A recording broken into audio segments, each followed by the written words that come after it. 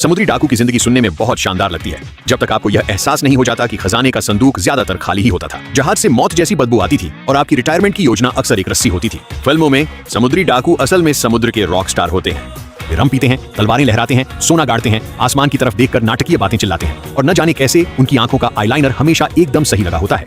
लेकिन असली समुद्री डाकू की जिंदगी तोपों वाली कोई छुट्टी नहीं थी। यह गीली लकड़ी, सड़ा हुआ खाना, जख्मों में इन्फेक्शन, भयंकर तूफान और इस बात की लगातार आशंका थी कि कल सुबह आप या तो अमीर होंगे या फिर दूसरों के लिए एक चेतावनी के तौर पर किसी बंदरगाह पर लटके हुए मिलेंगे। समुद्री डकैती का सुनहरा दौर मोटे तौर पर 1600 के दशक के आखिर से लेकर 1700 के दशक की शुरुआत तक हमें ब्लैकबियर्ड, कैलिको जैक, एनी बोनी, मैरी रीड और ब्लैक बार्ट रॉबर्ट्स जैसे नाम दिए। लेकिन ज्यादातर समुद्री डाकू कोई मशहूर हस्ती नहीं थे। ज्यादातर लोग हताश नाविक, भागे हुए मजदूर, नौसेना के पूर्व सैनिक और ऐसे गरीब नौजवान थे जो आम जिंदगी को देखकर सोचते थे, हाँ, मैं अपराध की राह पर अपना सब कुछ दांव पर लगाना ज्यादा पसंद करूंगा। और अजीब बात यह है कि उनमें से कुछ लोगों के लिए यह बात सही भी थी, क्योंकि एक कानूनी जहाज पर जिंदगी पहले से ही बहुत बुरी होती थी। व्यापारी जहाजों के नाविक बहुत ज्यादा घंटों तक काम करते थे और उन्हें बहुत कम वेतन मिलता था। नौसेना के नाविकों को जबरदस्ती भर्ती करने वाले गिरोहों द्वारा सेवा में शामिल होने के लिए मजबूर किया जा सकता था। कप्तान आपको पीट सकते थे, भूखा रख सकते थे, कम वेतन दे सकते थे और तब तक काम करवा सकते थे जब तक आपका शरीर जवाब न दे दे। इसलिए जब समुद्री डाकुओं का कोई गिरोह किसी जहाज पर कब्जा कर लेता था और कहता था, हमारे साथ मिल जाओ वरना मारे जाओगे, तो कुछ नाविक शायद अपने आसपास देखकर सोचते थे, सच कहूं तो ये शायद इस पूरे साल मुझे मिला सबसे अच्छा नौकरी का प्रस्ताव है। और कुछ मायनों में ये सच भी था। समुद्री डाकुओं के जहाज हैरानी की बात है कि काफी हद तक लोकतांत्रिक होते थे। वोट देकर कप्तान को चुना जा सकता था और वोट देकर कप्तान को हटाया भी जा सकता था। जहाज का पूरा दल अक्सर कुछ लिखित नियमों पर सहमत होता था, जिन्हें आर्टिकल्स, नियम पत्र कहा जाता था। ये नियम तय करते थे कि लूटे गए माल को कैसे बांटा जाएगा, सजाएं कैसे दी जाएंगी और अगर लड़ाई में किसी का कोई अंग कट जाए तो उसके साथ क्या किया जाएगा। हाँ, समुद्री डाकुओं को काम के दौरान चोट लगने पर मुआवजा मिलता था। अगर आपका एक हाथ चला जाता तो आपको कुछ पैसे मिल सकते थे। अगर आपका एक पैर चला जाता तो आपको शायद कुछ अलग रकम मिलती। कप्तान को बाकी सबसे ज्यादा लूट का हिस्सा मिलता था, लेकिन बहुत ज्यादा नहीं। अगर किसी आम समुद्री डाकू को एक हिस्सा मिलता तो कप्तान को शायद 2 हिस्से मिलते। ये तब तक तो ठीक लगता है जब तक आपको यह याद ना आ जाए कि उनकी कंपनी का बिजनेस मॉडल तो हथियार दिखाकर लूटपाट करना था। हर आदमी का अपना एक काम होता था। क्वार्टर मास्टर अनुशासन और लूट का हिसाब किताब रखता था। बढ़ई जहाज को टूटने से बचाता था। तोपची तोपों को संभालता था। रसोइया नमकीन, मांस और पत्थर जैसे सख्त बिस्किट को कुछ ऐसा बनाने की कोशिश करता था जिसे खाने से किसी की आंतें तुरंत खराब ना हो जाए और खाना बहुत ही घटिया होता था। सफर की शुरुआत में शायद आपके पास ताजा मांस, फल, चीज और ठीक ठाक ब्रेड होती थी। कुछ हफ्तों बाद आपके पास नमकीन बीफ, सूखे मटर और हार्डटैक सख्त बिस्किट बचते थे। हार्डटैक असल में एक ऐसा बिस्किट था जिसे दुनिया के खत्म होने तक भी खराब न होने के हिसाब से बनाया गया था। नाविक कभी कभी इसे अंधेरे में खाते थे ताकि उन्हें इसके अंदर रेंगते हुए कीड़े न दिखे। पानी बासी हो जाता था, मांस सड़ जाता था, हर चीज में चूहे घुस जाते थे और अगर खाने पीने का सामान कम पड़ जाता तो रात के खाने में वही मिलता जिसे आप पकड़ पाते, चुरा पाते या खुद को यह यकीन दिला पाते कि यह खाने लायक है। रम, शराब से थोड़ी मदद मिलती थी, मेडिकली नहीं, बस मानसिक तौर पर। लेकिन सबसे बुरी बात तो खुद जहाज ही था। समुद्री डाकुओं का जहाज बिल्कुल भी खुला डुला नहीं होता था। यह पसीने से लथपथ आदमियों, जानवरों, हथियारों, बैरलों, धुएं, गंदगी और बीमारियों से भरा एक तैरता हुआ लकड़ी का कार्यस्थल था। निष्ठा नाम की कोई चीज नहीं थी। आपका बिस्तर एक झूला था। आपका बाथरूम मूल रूप से समुद्र जैसा था, लेकिन उससे भी बदतर संतुलन के साथ और बदबू। कल्पना कीजिए, एक नम लकड़ी के बक्से में जिम का लॉकर रूम, मछली बाजार, अस्पताल और कचरे की आग सब कुछ समाया हुआ हो। यही आपका घर था और फिर बीमारियां थीं।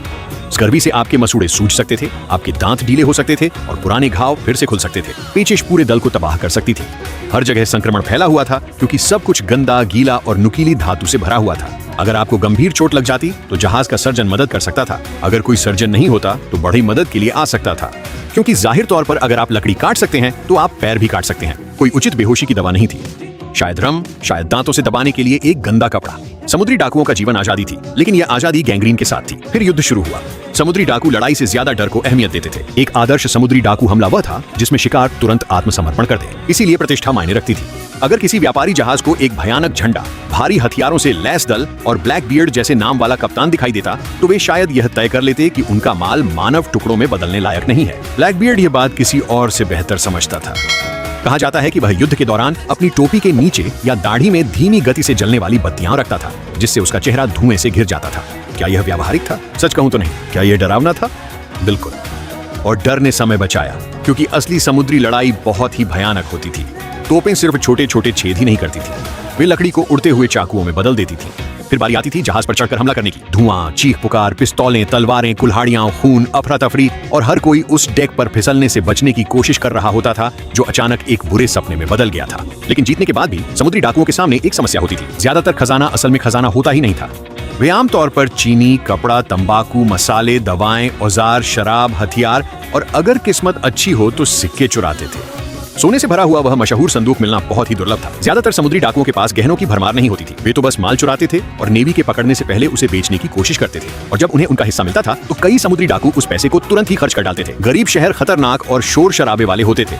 वहाँ शराब खाने, जुआ, वेश्याएं, व्यापारी, तस्कर और ऐसे लोग भरे होते थे जिनकी समुद्री डाकुओं से उनका पैसा छीनने में बहुत दिलचस्पी होती थी। एक समुद्री डाकू महीनों तक अपनी जान जोखिम में डाल सकता था। आखिरकार उसे उसका हिस्सा मिलता था। वह किसी राजा की तरह बंदरगाह में कदम रखता था और महज 3 दिन बाद ही वह फिर से कंगाल हो जाता था। इसका मतलब था वापस समुद्र में, वापस तूफानों के बीच, वापस भूख का सामना करने और वापस उस बदबूदार लकड़ी के बक्से जहाज में। और हो सकता है कि तूफान तो दुश्मनों से भी ज्यादा खतरनाक होते हो।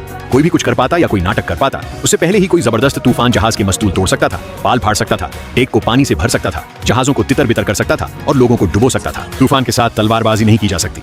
आप बस मजबूती से पकड़े रहते हैं और उम्मीद करते हैं कि समुद्र का मन भर जाए। और ये वह बात है जिसे लोग अक्सर भूल जाते हैं। हाँ, समुद्री डाकू अपराधी जरूर थे, लेकिन वे धरती के सबसे खतरनाक माहौल में काम करने वाले मजदूर भी थे। समुद्र को इस बात से कोई फर्क नहीं पड़ता था कि आप कितने बहादुर हैं। उसे इस बात से भी कोई फर्क नहीं पड़ता था कि आपका कोई शानदार उपनाम, निकनेम है या नहीं। एक तेज लहर आपको बहा ले जा सकती थी।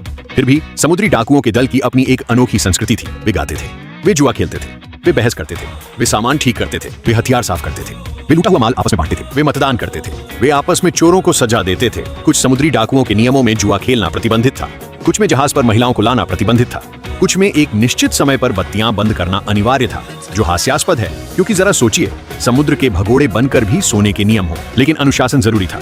एक जहाज एक छोटा सा समाज होता था। अगर हर कोई अपनी मर्जी से चलता तो सब मर जाते। इसलिए समुद्री डाकुओं ने अराजकता में व्यवस्था बनाई। नियम तोड़ने पर सजा बहुत भयानक हो सकती थी। आपको कोड़े मारे जा सकते थे, आपको पानी की एक बोतल, एक पिस्तौल और सबसे खराब जीवित रहने की संभावनाओं के साथ किसी द्वीप पर छोड़ दिया जा सकता था, या इससे भी बुरा। समुद्री डाकू सज्जन लोग नहीं थे, लेकिन वे निर्दयी बर्बर भी नहीं थे। कई लोग समझते थे कि उनका अस्तित्व सहयोग पर निर्भर है। एक समुद्री डाकू जहाज इसलिए सफल होता था क्योंकि सभी को नियम पता होते थे। साथ मिलकर लड़ो, साथ मिलकर लूटो, इनाम बांटो, दल के साथ विश्वासघात मत करो। लेकिन समुद्री डाकू जीवन में एक बड़ी समस्या थी। यह आमतौर पर लंबे समय तक नहीं चलता था। एक औसत समुद्री डाकू का करियर छोटा होता था, अक्सर सिर्फ कुछ वर्षों का। 20 साल का रोमांच नहीं, बीच हाउस में आराम करते हुए पेरिस घूमने जैसी लंबी रिटायरमेंट नहीं मिलती थी, बस कुछ ही साल। उसके बाद या तो आप मारे जाते थे, पकड़े जाते थे, माफ कर दिए जाते थे, या फिर किसी नकली नाम से कहीं छिपकर ऐसे रहते थे जैसे आप हमेशा से ही मछुआरे रहे हो। आखिरकार सरकारों ने सख्ती से कार्रवाई शुरू कर दी। ब्रिटिश नौसेना ने समुद्री डाकुओं के खिलाफ गश्त बढ़ा दी। औपनिवेशिक गवर्नरों ने उन समुद्री डाकुओं को माफी देने की पेशकश की जिन्होंने आत्मसमर्पण कर दिया था। समुद्री डाकुओं का शिकार करने वालों ने मशहूर गिरोहों का पीछा किया। पकड़े गए समुद्री डाकुओं को घसीटकर अदालत में ले जाया जाता था और अक्सर उन्हें फांसी की सजा सुनाई जाती थी, और ये फांसियां सबके सामने दी जाती थी। इन्हें देखने के लिए भीड़ उमड़ पड़ती थी। संदेश साफ था, जब आप किसी साम्राज्य को लूटते हैं तो यही हश्र होता है। कुछ लाशों को बंदरगाहों के पास लोहे के पिंजरों में लटकाकर सड़ने के लिए छोड़ दिया जाता था ताकि नाविक उन्हें देख सके। आज्ञा पालन का एक आखिरी विज्ञापन। तो एक समुद्री डाकू के तौर पर जिंदगी कैसी होती थी? ये वैसी आजादी नहीं थी जैसी फिल्मों में दिखाई जाती है। ये एक ऐसी आजादी थी जिसकी मियाद तय थी। आप अपने कप्तान को चुनने के लिए वोट दे सकते थे, आप लूटे हुए माल को आपस में बांट सकते थे, आप व्यापारी जहाजों में दहशत फैला सकते थे, आप बंदरगाह पर जी भरकर शराब पी सकते थे और एक रात के लिए ऐसा महसूस कर सकते थे मानो पूरी दुनिया आपकी ही हो। लेकिन हर तूफान, हर संक्रमण, नौसेना का हर जहाज, हर खाली पीपा और हर अदालत आपको सच्चाई की याद दिलाने के लिए घात लगाए बैठी रहती थी। समुद्री डाकू नियमों से बाहर रहकर जिंदगी नहीं जीते थे। वे नियमों के शिकंजे में आने से पहले मिलने वाले हिंसा से भरे छोटे से अंतराल में जीते थे, और कुछ समय के लिए वह छोटा सा अंतराल ही उन्हें पूरी दुनिया जैसा महसूस होता होगा। फिर फांसी का फंदा कस जाता था। Please like, share and subscribe. Thank you.